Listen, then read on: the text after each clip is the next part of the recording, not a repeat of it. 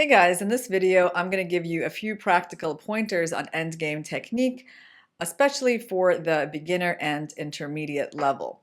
So I was playing out a position with a student of mine where I took the defensive side, which is black here. White is clearly better. White has an extra pawn in the endgame. A few of the complicating factors are, well, maybe there's even just one, but certainly it's the fact that there's opposite colored bishops on the board, which always give the defending side higher chances of making a draw. On the other hand, black, besides being down a pawn, also has a pretty passive rook. And I would say like these separated pawns are also weaknesses, right? So white does have a better pawn structure, more active pieces, and extra material. And how do you go about winning a position like this? Well, I think first of all, it's actually more about what to avoid doing, right? Because there's many paths to victory. For example, I really love the computer's suggestion of the move rook d4. This move is very classy. Why rook d4? Well, it comes from understanding what the opponent's hopes and dreams may be, which is always useful to know when you're trying to quash those hopes and dreams, right? So black, of course, is definitely thinking about playing a move like h4. If they could succeed in making that pawn trade, that would be great because that's a weak pawn. That would open up their rook. That would make there to be fewer pawns on the board. So in general, black is really on the lookout for this idea. Can they make it happen? So rook d4 is a prophylactic move. The rook is just doing multiple things, right? She can be used on this rank, defending the pawn. She's still active on the d file. She can come sometimes to f4. Right? So the rook is able to do multiple things while remaining active, right? And stopping the opponent's ideas. But, you can do a lot of things. You can, for example, improve your bishop. And if they try to trade pawns, then you can avoid that. And maybe the most accurate way to avoid that is by first attacking the rook and then going g4. So that's a theme that we're going to talk about in this end game, right? Like that we actually, as the side that has extra material, we generally want to avoid pawn trades. That is something that comes as a surprise for newer players. And I think it might be linked to the fact that we hear that when you're up material, you want to trade, right? Remember, you've heard that one. When you're up material, you want to trade, but here's the part that is missing. You want to trade pieces in general, right? Not pawns. And so that's an important distinction because the more pawns you trade, the closer you're getting to sort of like, yeah, extra material, but not enough to win. So that's where you have to actually be really careful. Like in this position, white would be happy to take off all the pieces, rook, knight, and bishop off the board, but they wouldn't be happy to like take off all the pawns off the board, right? And just stay with one extra pawn because, yeah, they wouldn't be able to win that.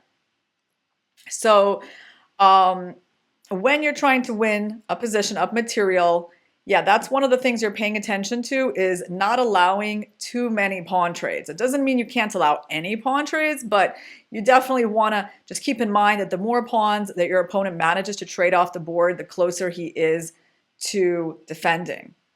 So yes, I love the move rook d4, bishop h3 is also fine.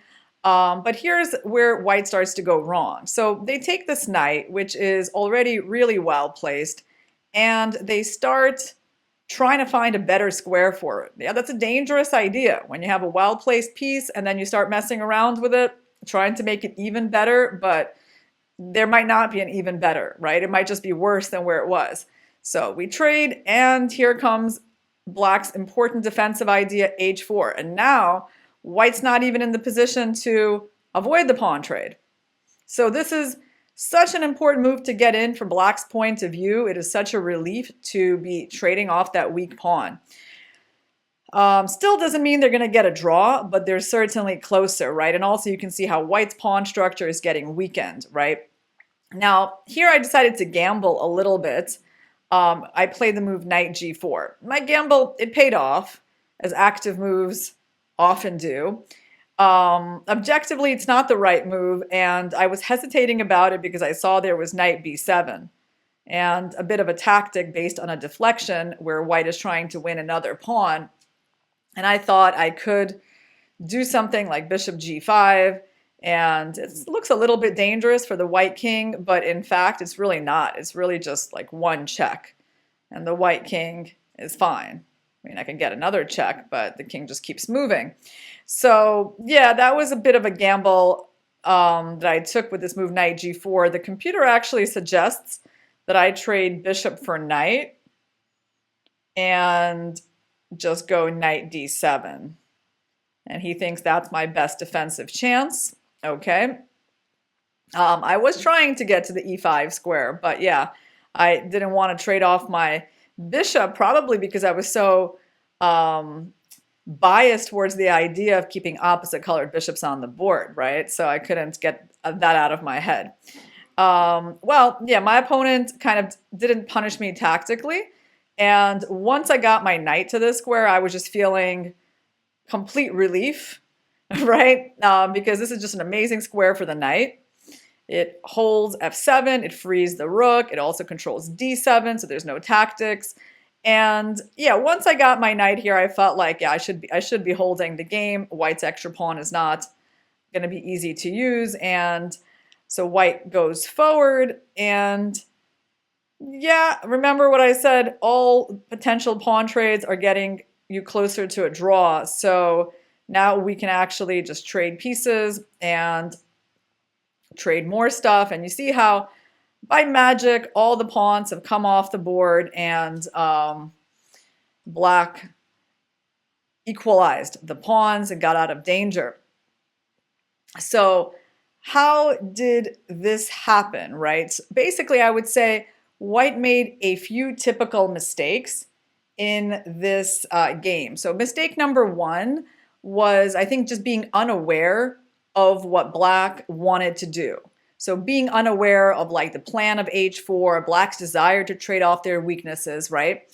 Also, probably it didn't seem from their play that white was very aware of this idea that when they're up material, they should at least be very careful about the pawn trades that are happening, because ultimately all the pawns got liquidated, right? And black was completely fine.